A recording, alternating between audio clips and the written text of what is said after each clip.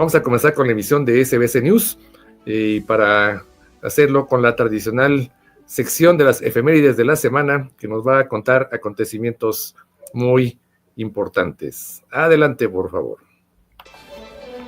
Buenas noches a nuestros suscriptores y seguidores. Ha llegado el momento de hacer un viaje en el tiempo revisando las efemérides de la semana que acontecieron en años anteriores. El 25 de enero de 1868 nace José Juventino Policarpo Rosas Cadenas en el entonces pueblo de Santa Cruz, Guanajuato. Unos años después, Juventino se trasladó a la Ciudad de México con su familia y allí aprendió y afinó sus conocimientos para convertirse en el músico y compositor mexicano que es mundialmente conocido por el vals Sobre las olas. Muy joven, Rosas falleció en la ciudad de Surgidero de Batabanó, en la República de Cuba, el 9 de julio de 1894, al contraer una enfermedad tropical durante una exitosa gira con una compañía musical. Ahí fue sepultado y sus restos fueron repatriados a México varios años después, los que actualmente se encuentran en la Rotonda de las Personas Ilustres.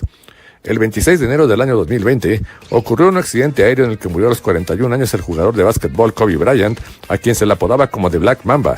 Es considerado uno de los mejores basquetbolistas de todos los tiempos y entre todos los reconocimientos que obtuvo se destacan los 5 campeonatos de la NBA que ganó con los Lakers de Los Ángeles y las 2 medallas de oro olímpicas que conquistó con la selección estadounidense. El helicóptero de la tragedia viajaba desde el condado de Orange, donde Bryant vivía con su esposa y sus 4 hijas, hasta la ciudad de Thousand Oaks para asistir a un partido en el que iba a jugar Diana, su hija, en la Academia Mamba Sports, fundada por Bryant. Un conjunto de audios entre los controladores aéreos y el piloto, analizados en la prensa local, mostraron que este recibió una autorización especial para volar con un clima de niebla y condiciones no óptimas.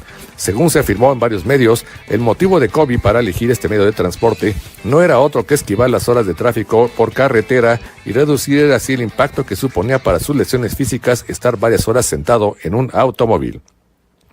El 27 de enero se conmemora el Día Internacional del Recuerdo del Holocausto. La Asamblea General de las Naciones Unidas proclamó esta fecha en el año 2005 para recordar a las víctimas judías y a los millones de otras víctimas que perecieron por la persecución nazi.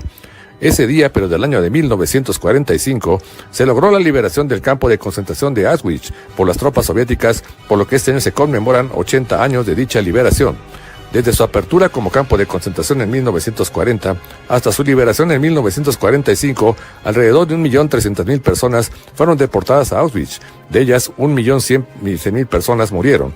La mayoría eran personas judías, pero también había prostitutas, homosexuales, prisioneros de guerra rusos, gitanos, hispanos latinos, etc. El 28 de enero de 1986, el transbordador espacial Challenger explotó poco después de su despegue en Cabo Cañaveral, Florida.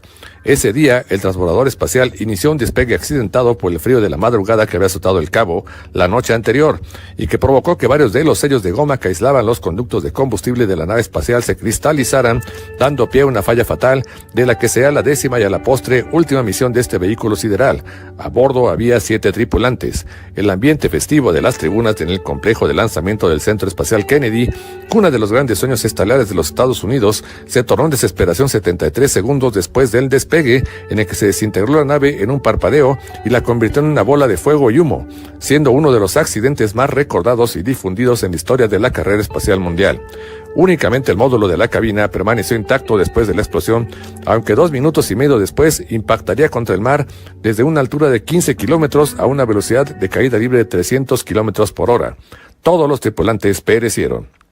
El 29 de enero de 1595, en Londres, se estrena la tragedia de Romeo y Julieta, escrita por William Shakespeare. Hoy en día esta obra es representada a nivel internacional en diferentes versiones y en adaptaciones de prosa, verso, ballets y teatro. El argumento de la historia está basado en la primera versión de un cuento escrito por Luigi Porto en 1520. El relato cuenta la historia de un amor imposible entre 2 familiares rivales, Romeo Montesco y Julieta Capuleto, quienes al no poder vivir su amor enfrentaron juntos la muerte, convirtiendo esta fábula en un trágico drama de amor verdadero. La adaptación de Shakespeare de la historia de Luigi Porto convirtió a Romeo y Julieta en un relato de fama y popularidad universal que el día de hoy inspira diversas adaptaciones en pantalla grande, muchas ellas ganadoras del Oscar. El 30 de enero de 1969, The Beatles, la mítica banda de rock británico, tocó su último concierto en Londres. Esta fue la última presentación en vivo ante un público de The Beatles y se considera un hito en la historia de la música. Algunos datos sobre el concierto son que se realizó en la azotea del edificio de Apple Corps, la empresa fundada por The Beatles, ubicada en el número 3 de la calle Savile Row en Londres. El concierto duró 43 minutos y se interpretaron 5 canciones que serán lanzadas posteriormente en el álbum Let It Be. John Lennon utilizó un abrigo de mujer y otra curiosidad fue que para minimizar los ruidos de los micrófonos por las fuertes ráfagas de viento, estos fueron envueltos en medias femeninas. Tras el histórico concierto, la propiedad cambió de manos varias veces a lo largo del tiempo, hasta que la marca de ropa Abercrombie Fitch lo adquirió en 2012 para colocar allí una tienda para ropa infantil. Este drástico cambio ha levantado revuelo entre los londinenses, historiadores y fans del grupo. El 31 de enero de 1990 abrió el primer local de McDonald's en la Unión Soviética en la Plaza Pushkin de Moscú. La apertura de este restaurante fue un símbolo de las reformas económicas y políticas que se estaban llevando a cabo en la URSS. El presidente de McDonald's Canadá, George Cohon, recibió el permiso del gobierno soviético para abrir el restaurante y la apertura del local generó una gran expectativa entre los moscovitas que formaron largas colas para probar las hamburguesas. El restaurante fue el más grande de la cadena en su momento a nivel mundial, con capacidad para vender 15,000 hamburguesas diarias y se estima que el primer día de apertura se sirvieron más de 30,000 emparedados. Luego de la desintegración de la URSS y con la reciente invasión de Rusia a Ucrania, los conglomerados estadounidenses decidieron abandonar Rusia. Las Apple Store rusas cerraron, asimismo empresas como Nike y Levi Strauss dejaron de vender en este país.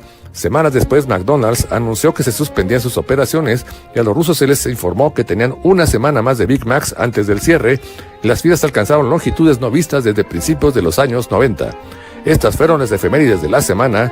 Continuemos ahora con las noticias y notas de actualidad acontecidas en los días recientes y presentadas por nuestro equipo de analistas.